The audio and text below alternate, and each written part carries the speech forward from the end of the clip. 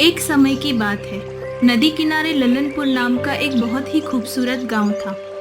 गांव के सभी लोग हंसी खुशी रहते थे। नदी के ठीक सामने राजा का महल था, जो बहुत ही आलीशान था। राजा के दो सलाहकार थे, मंत्री जी और संतरी जी। मंत्री जी काफी बुद्धिमान थे और संतरी जी हमेशा से ही मंत्री की चालाकी और सूझबूझ से जलते थे। एक बार सभा में राजा और सभी दरबारी बैठे थे।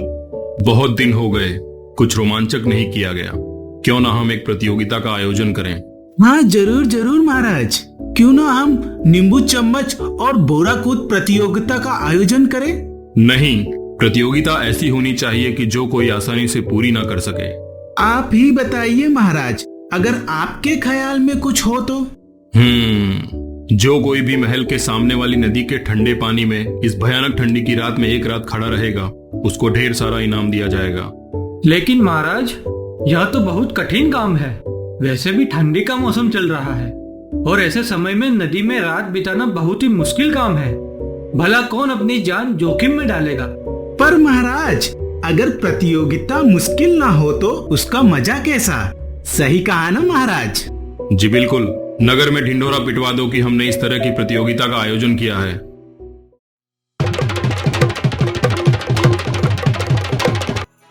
सुनो सुनो सुनो, लल्लनपुर के सभी गांववासी को ये सूचित किया जाता है, महाराज ने एक प्रतियोगिता का आयोजन किया है। जो कोई भी व्यक्ति इस सर्दी में ठंडे पानी में एक रात खड़ा रहेगा, उसे महाराज खूब सारा इनाम देंगे। जो कोई भी इस प्रतियोगिता में हिस्सा लेना चाहता हो, वह अपना नाम दर्ज करा सकता है। धन्यवाद। अरे वाह वाह वाह, ये तो बहुत अच्छा मौका है ना, ढेर सारा पैसे कमाने का। लेकिन भला इस ठंडी में कौन अपनी जान जोखिम में डाले? रात में तो खूब ठंडी पड़ती है और उसमें भी नदी में खड़ा रहना है। यह तो बहुत मुश्किल काम है।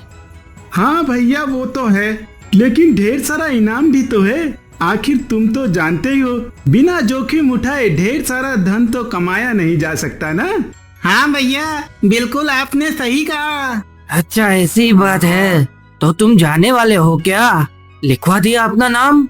नहीं भैया, मुझे तो काम है। हाँ, अगर तुम्हें लिखवाना है तो तुम लिखवा लो। क्यों, निकल गई ना हवा? अब तुम्हें जो समझना है समझो। हाथी चले बाजार, कुत्ते भौंके हजार। इस तरह से गांव के कुछ लोगों ने इस प्रतियोगिता में नाम लिखवाया। बारी बारी से कई लोग नदी में खड़े होने लगे, लेकिन कोई भी पूरी रात नदी में नहीं गुजार सका। इसी गांव में एक गरीब धोबी रहता था। वह कपड़े धोकर अपने परिवार का गुजर बसर करता था। एक दिन रामू धोबी अपनी पुत्री से कहता है, इस तरह से तो हमारा गुजारा नहीं चल पाएगा, मुझे कुछ करना ही पड़ेगा। पिताजी, लेकिन हम क्या कर सकते हैं? जो भी कमाई होती है उसमें सिर्फ घर खर्च ही चल पाता है। हाँ, लेकिन मैं तुम्हें पढ़ाना चाहता हूँ, अच्छी शिक्षा देना चाहता हूँ, जिसके लिए पैसे लगेंगे। यह सब मेरी इस कमाई से तो नहीं हो पाएगा। मैं सोच रहा था कि क्यों ना मैं राजा की उस प्रतियोगिता में हिस्सा लूं। पिताजी, वह बहुत ही कठिन है। मैंने सुना है कई लोगों ने इसमें हिस्सा लिया है, लेकिन कोई भी उस प्रतियोगिता को जीत नहीं पाया है और इसमें जान का भी जोखिम है। आप रहने दीजिए, जैसा चल रहा है वह ठीक ही है। तुम चिंता ना करो, भोलेनाथ जो हमारे साथ है, मुझे कुछ भी नहीं होगा। मैं कल ही जाता हूँ।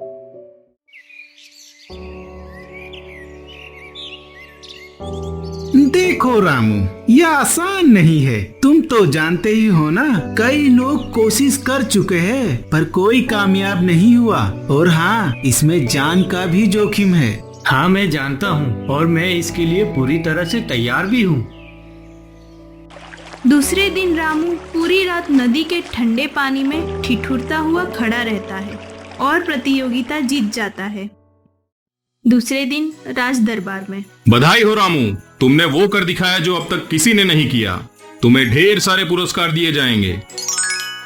फिर भी मैं तुमसे एक बात जानना चाहता हूँ कि आखिर तुमने ये कारनामा किया कैसे? भला इतनी ठंड में कोई कैसे नदी के पानी में खड़ा रह सकता है? अगर तुम चाहो तो मुझे बता सकते हो, कोई तरकीब तो नहीं? नहीं महाराज, ऐसा कुछ भी नहीं है। मैं तो भगवान भोलेनाथ के भरोसे पानी में खड़ा था और आपकी महल में जो रोशनी जल रही थी उसी को देखकर मैंने पूरी रात नदी के पानी में काट ली। मतलब तुम महल की रोशनी से गर्मी ले रहे थे? नहीं नहीं, ऐसा नहीं है। ऐसा नहीं है तो कैसा है? महाराज, इसने धोखेबाजी की है। यह महल की रोशनी से गर्मी ले रहा था और उसकी वजह से ही उसने यह प्रतियोगिता जीती है। यह पुरस्कार का अधिकारी नहीं, यह तो दंड के पात्र है। इसने छल किया है। हाँ, तुम ठीक कहते हो। सैनिकों, इसे कारागार में डाल दिया जाए। महाराज, ये तो अन्याय है। मैंने किसी भी तरह का छल नहीं किया। यह गलत है महाराज, मुझे छोड़ दीजिए। मेरे बच्चों का क्या होगा? या तो तुम्हें पहले ही सोच लेना था। रामू को कारागार में डाल दिया जाता है। यह खबर रामू की बेटी को पता चलती है और वह फूट फूट कर रोने लगती है। हे भगवान, ये क्या हो गया? मेरे पिताजी ऐसा नहीं कर सकते।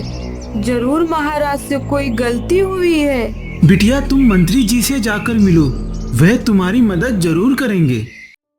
लीला मंत्री जी के पास जाती है। क्या हुआ बेटा, बड़ी परेशान लग रही हो? लीला ने मंत्री जी को पूरी बात बताई। यह कैसे हो गया? मैं कुछ दिनों से सभा में नहीं जा रहा था। अगर मैं वहाँ होता तो ऐसा नहीं होने देता। फिर भी तुम चिंता ना करो, मैं कुछ उपाय निकाल लूंगा। कुछ दिन बाद जब मंत्री जी सभा में उपस्थित नहीं हुए, तब राजा ने सबसे पूछा, बड़े दिन हो गए, मंत्री जी का कोई अता पता नहीं है। आखिर क्या हो गया है उनको? सब ठीक तो है? पता नहीं महाराज, ऐसा तो कभी नहीं हुआ। कई दिनों से मंत्री जी दरबार में नहीं आ रहे हैं। हमें कुछ सैनिक भेजकर पता करना चाहिए कि आखिर बात क्या है। हाँ, सैनिकों की कुछ टुकड़ी मंत्री जी के घर पर भेजी जाए और पता लगाया जाए कि माजरा क्या है। महाराज, मंत्री जी खाना बना रहे हैं। वह बोले कि खाना पक जाएगा, उसके बाद खाना खाकर आएंगे। ठीक है। इसी तरह एक दिन और बीत गया। दूसरे दिन, ये क्या मजाक है? आज भी मंत्री जी सभा में नहीं हैं। महाराज, मंत्री जी शायद आपकी बात को गंभीर नहीं ले रहे। कहीं अपने आप को आपसे बड़ा तो नहीं समझ रहे ना? अगर ऐसी बात है तो हम खुद जाकर देखेंगे कि माजरा क्या है। राजा दूसरे दिन सैनिकों के साथ मंत्री जी के घर गए। वहां जाकर देखा कि मंत्री जी घर के बाहर खटिए पर आराम से लेटे हुए थे और पास में ही बहुत लंबे डंडे पर एक घड़ा बांधकर उसे ऊंचा लटका दिया गया है और नीचे जरा सी आग जल रही है। मंत्री जी, ये क्या तमाशा है? तुम सभा में क्यों नहीं आ रहे? माफ कीजिए महाराज, मैं तो बस खाना पका रहा हूँ। तुम हमारा मजाक बना रहे हो? घड़े को गर्मी तो मिल नहीं रही, भला खाना कैसे पकेगा? पकेगा महाराज, पकेगा। और घड़े को गर्मी भी मिलेगी, ठीक वैसे ही जैसे महल की रोशनी की गर्मी धोबी को मिली थी। इतना सुनते ही राजा को पूरी बात समझ आ गई और वो मुस्कुराए, फिर महल की ओर लौट गए। दूसरे दिन राजा ने रामू धोबी को छोड़ दिया और उससे माफी भी मांगी तथा ढेर सारे उपहार भी दिए। इस तरह से एक बार फिर मंत्री जी की सूझबूझ से एक गरीब को न्याय मिला।